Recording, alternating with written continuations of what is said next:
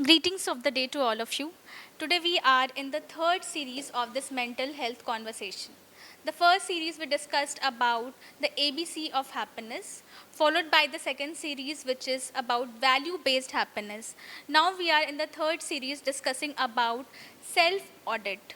So, first of all, I would like to welcome all of you. We have Dr. T.K. Mishra, Director, School of Happiness, Ms. Archana from the Philosophy Department, Mr. Loon from Department of Commerce, and Nidhi ma'am from the College Administration. I would like to welcome you all again. So the topic for today is self-audit. We always have kept an account of whatever the valuable assets we have, money we possess, everything that we owe in life. But we often fail to realize that the important aspects of life, like whether we are progressing or regressing in life. And to do this, we often in life need to take a pause and do an audit, which is exactly the self audit. And talking in very simple words, we can say a simple self check. So we have discussion on this topic today. So, first of all, I would like to ask you all that the word itself contains two things, right, which is self and audit. So, what do we mean by self and what do we mean by self audit, and how are both these two things related to happiness? Well, thank you, Shreya. And wonderfully, you have introduced the topic. And of course, it's a very important and very relevant area which we all are going to talk today. And when we talk of self audit, basically we mean by soul, conscience, self, all same. Okay? And we are trying to understand that why soul audit is necessary for happiness.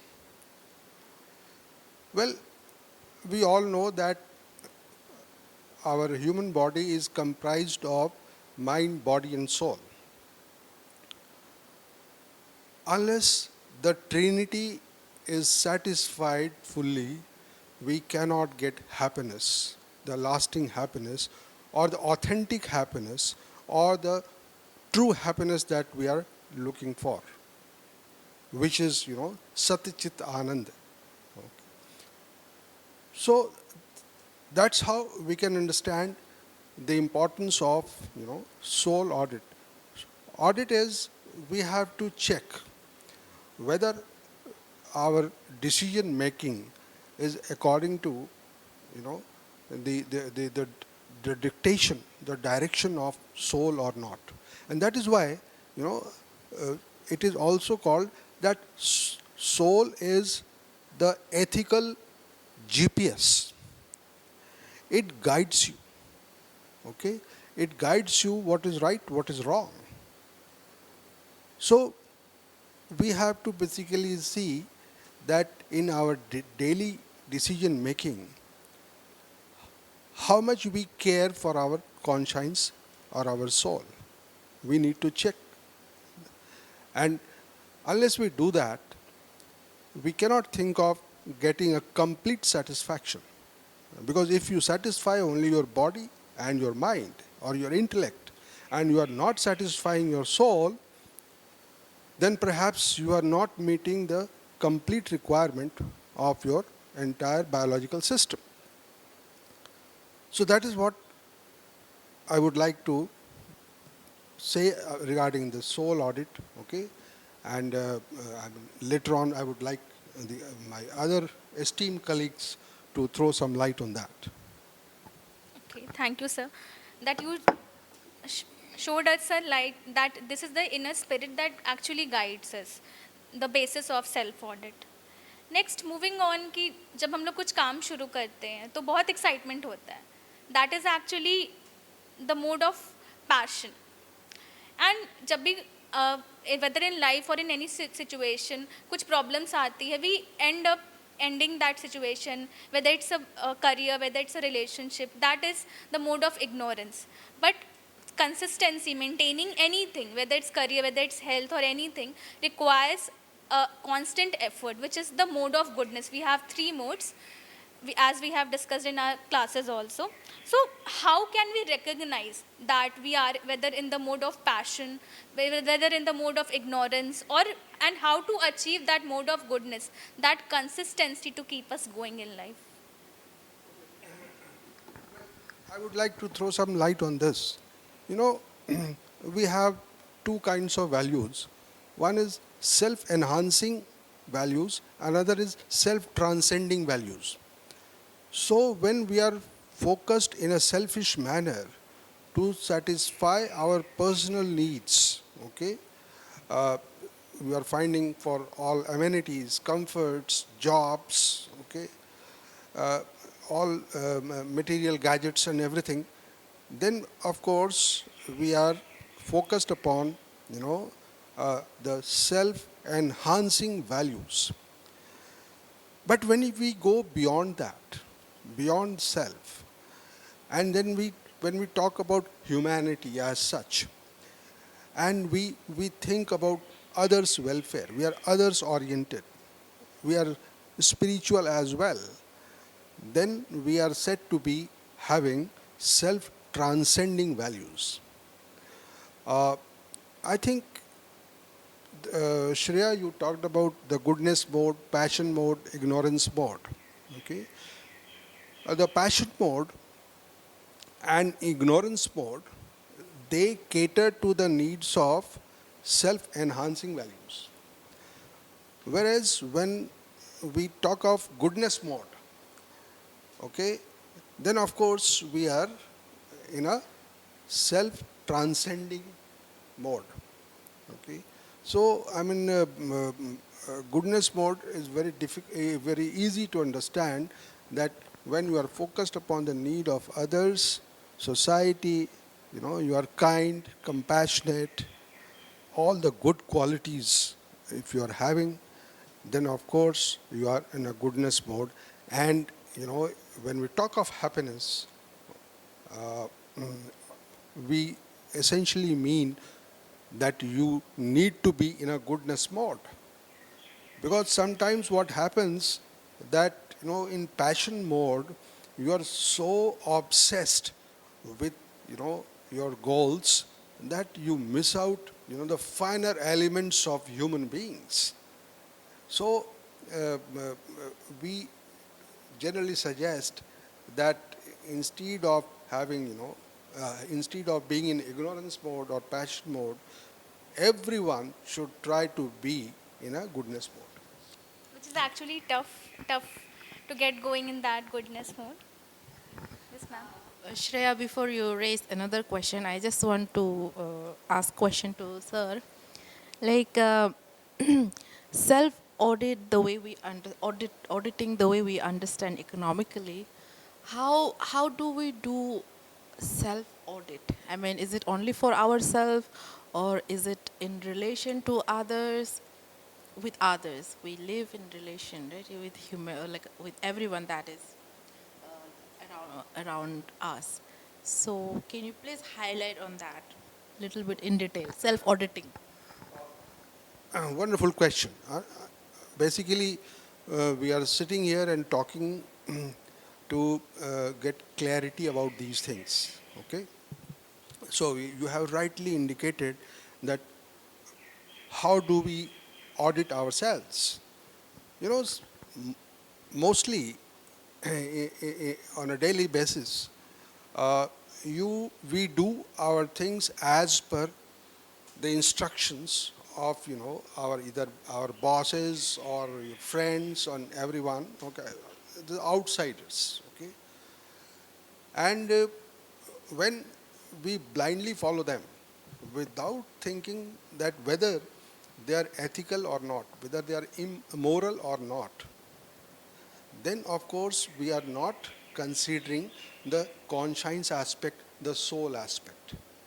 But when we start judging that whether this particular action is right or not, okay, whether it is judicious or not, and then your conscience tells you that okay, fine, there is nothing wrong in this particular action. So you take a command from your conscience and then you do the things. But mostly what happens that you are unmindful of your conscience and you blindly do whatever is asked from you. So self-audit means that every time you have to check that out of 100 decisions that I took today, how many of them were as per the dictates of my conscience. Okay. That is self-check or self-audit. Thank you, sir. Moving on to the discussion further, like we discussed that we have two types of audit, internal and external. So externally, first of all, talking about the external audit, we often analyze our time, that हमारा time कहाँ जा रहा है, our spending. So, and in terms of relationship also, the companion audit, we have time audit, spending audit, companion audit. But how are these external audit related to with the happiness of self?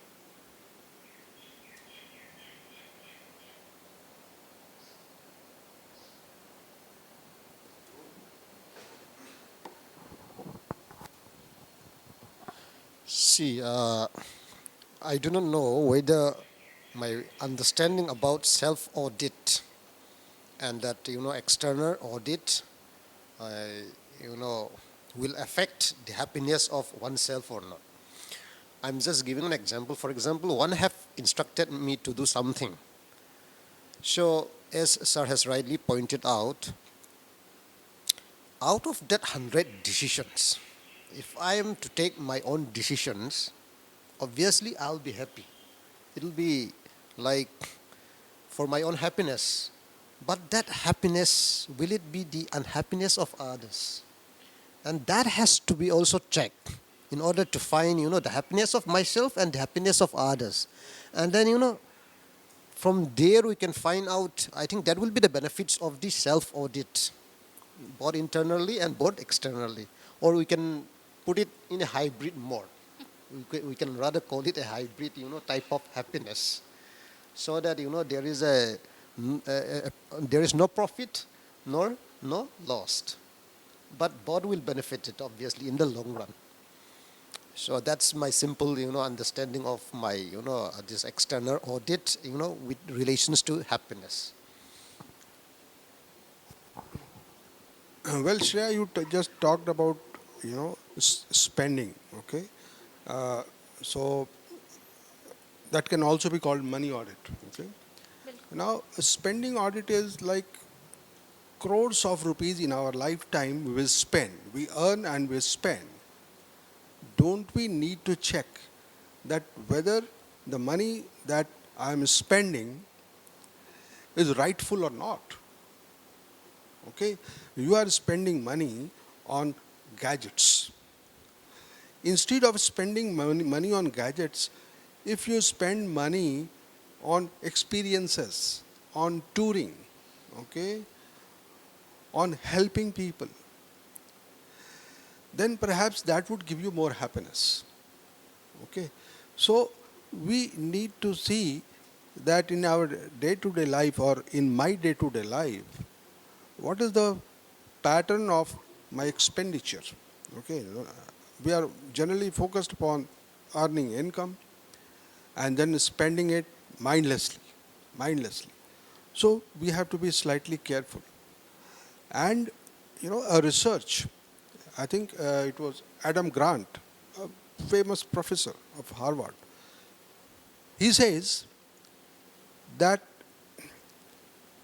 money spent on others gives you more happiness than money spent on yourself.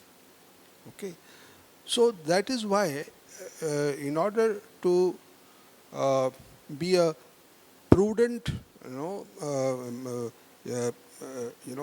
buyer, uh, we need to be conscious of these things. How far I am rightfully spending my earnings. That is the idea of spending audit, to my mind. Ma'am. Thank you, Shreya, for the question. So we have talked about spending audit, time audit.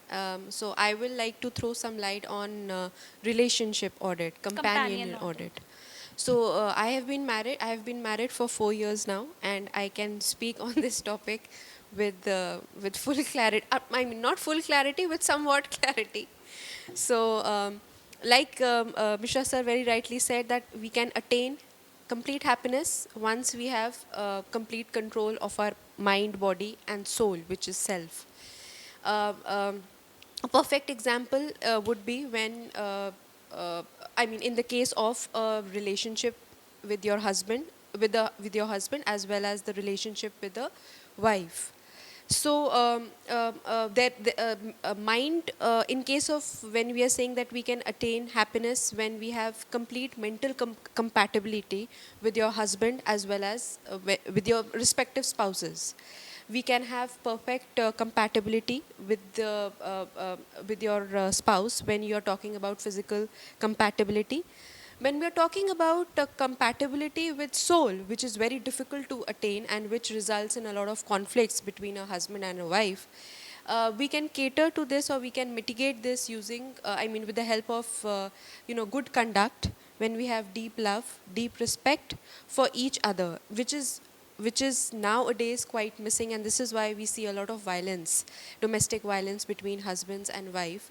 We need to understand their character. We need to give them respect. There should be dignity of labor. We should have mental and physical compatibility. Not only that, we need to understand what their desires, their wishes towards a particular aspect in life.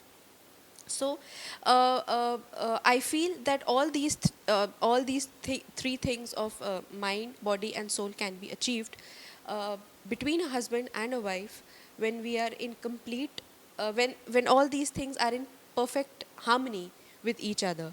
And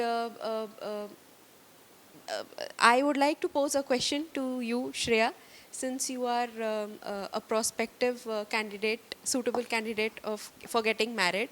So, my question to you would be, what are you looking for? What are the good qualities? What are the characteristics that you are looking for in your soulmate?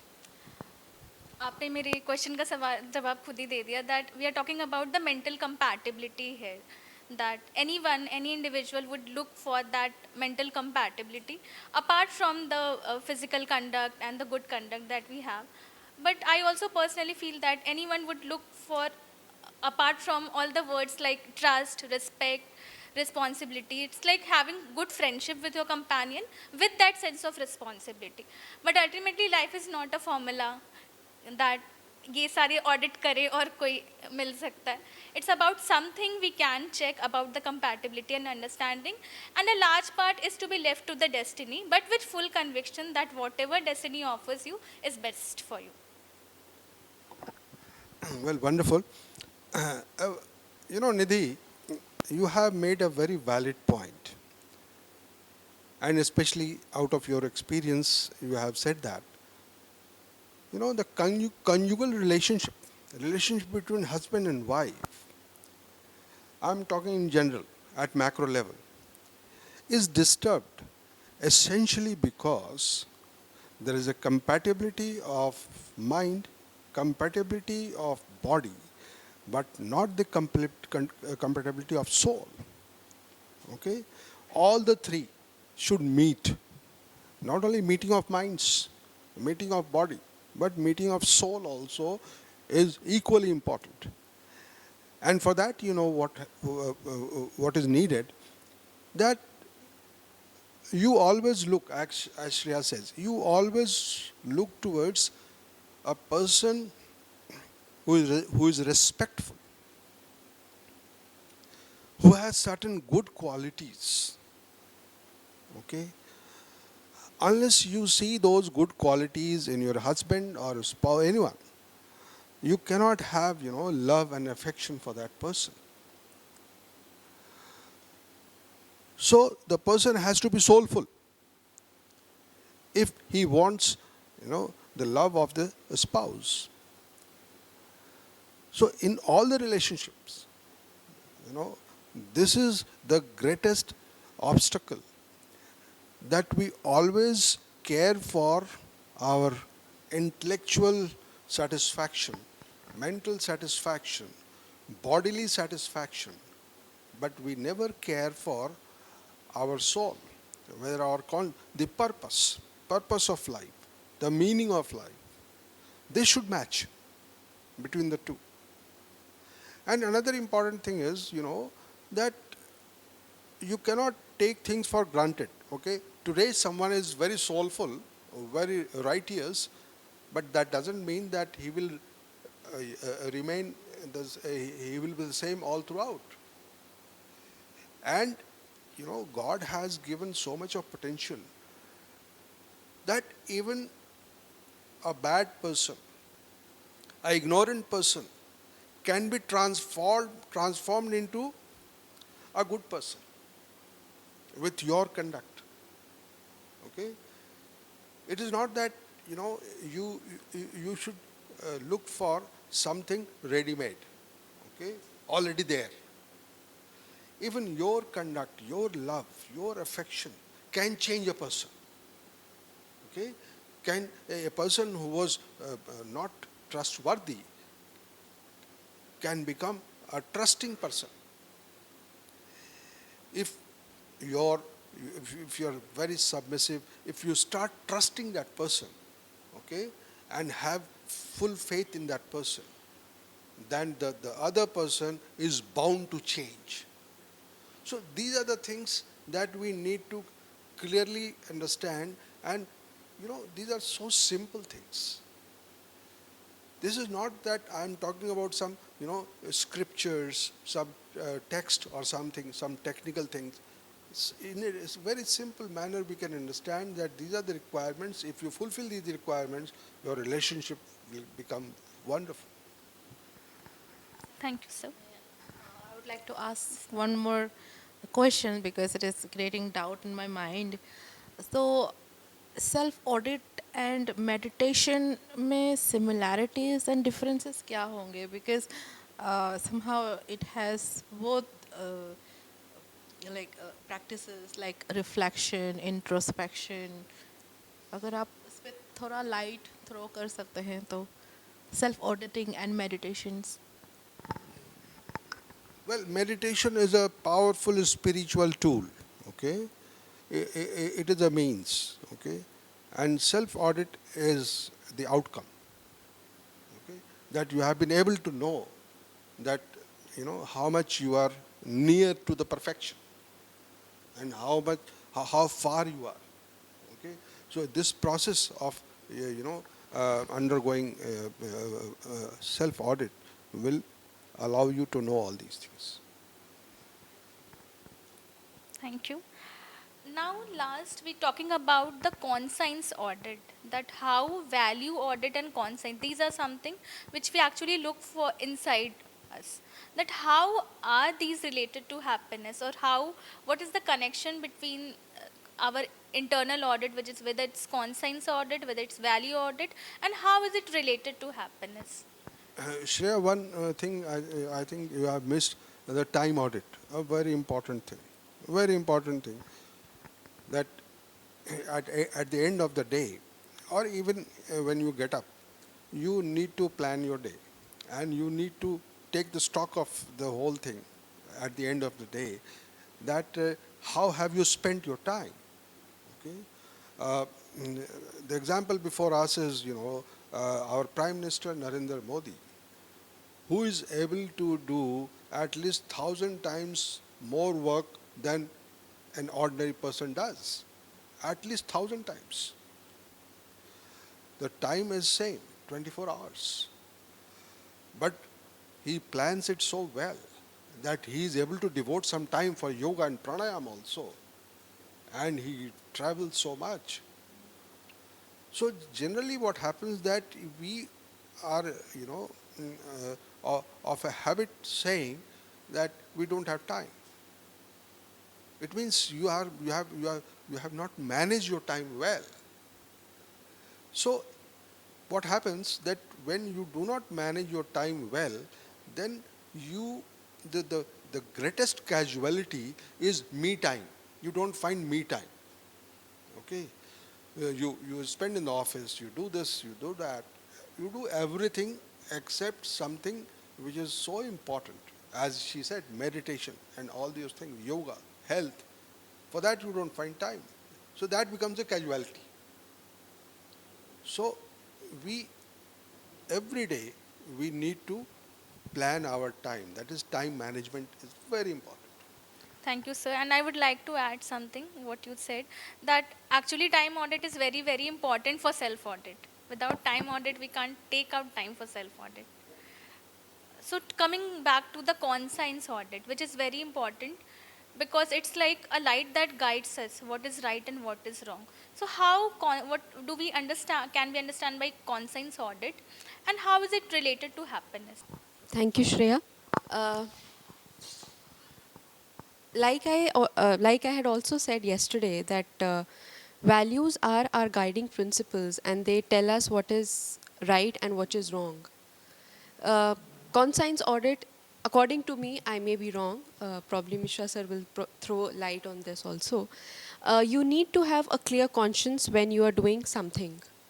If you are if you want to achieve something in life, you need to have absolute clear conscience as to how, and as to how you will achieve it. If you have dirty or bad intentions towards any person, then you will not be able, maybe you will succeed at that time, but in future you will not be able to achieve the better goal that you are probably looking at. So according to me, one suggestion that I would like to give to everyone is to have your conscience very clear. Even if you have done something wrong, you need to come out and tell it to everyone, so that at the end of the day when you are sleeping, you have a clear conscience in your head that okay, I have done something wrong and I have admitted it, and in future I will not attempt that mistake or even think of doing it in future as well. So this is what is conscience to me. Thank you, ma'am. Wonderful, Nidhi. You know, mostly we are in a habit of killing our conscience. You know, I give you one small example. You know, you have gone in the morning to a vendor, and by mistake he has returned you 5 rupees extra. You check and you come to know that by mistake he has given me 5 rupees extra, and you keep that you keep that money in your pocket. You have killed your conscience even for rupees 5. Even for rupees 5, so you can imagine that what kind of person you are. Okay? So in day-to-day life, there would be so many things you can find that yes, this is wrong, I must not do, still you do it. So conscience audit is that, I mean, you need to verify that out of 100 decisions that I have taken, you know, how many of them were as per my clear conscience, and conscience had permitted me to do that. Okay, so that is, I think. I'll make it very simple. For example, I'm just giving some, adding some examples on it. For example, a student sits in an exams, and his short-term objective or his short-term, plan can be like, to pass that exams.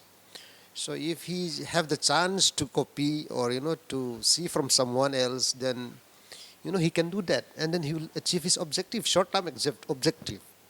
So, and, might be, he got that opportunity, but still then he do not want to do it.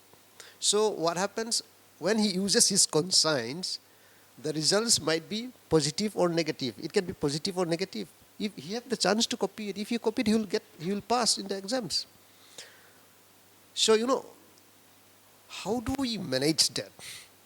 As sir has, said that, that taking 5 rupees, do not return it back. and might be, you will be more happy, and that person will be more happy if you return that.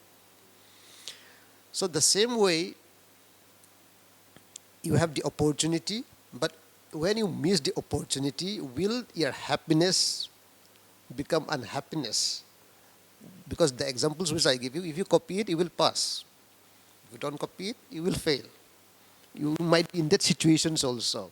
But let's see what is the long run, what will be the long term happiness.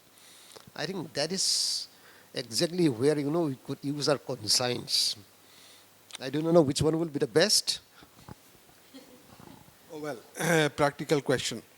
You know, sometimes we fail to understand that by not committing to something wrong, you are happier than by committing something wrong. Maybe the result is whatever result is. There are so many examples. I remember, I have quoted in the book also, that a person who was on the second and the first one in the running in the Olympic, it is a story that by mistake he thought that this is the deadline. Now the second one realized his mistake and he asked him to keep on running because he deserved it. And then ultimately he had to push him further. Now finally he became the first and he was second. So by accepting the second position also, he became so popular, more popular than the first one. All the press people started answering him, you were going to win the race. Why did you push the other person? Then he said that, okay, I would have won the race, but I would have failed my conscience. Okay? What would I tell my mother who gave me such values? Okay, there I would have failed. Here I would have passed, but in my inner world I would have failed.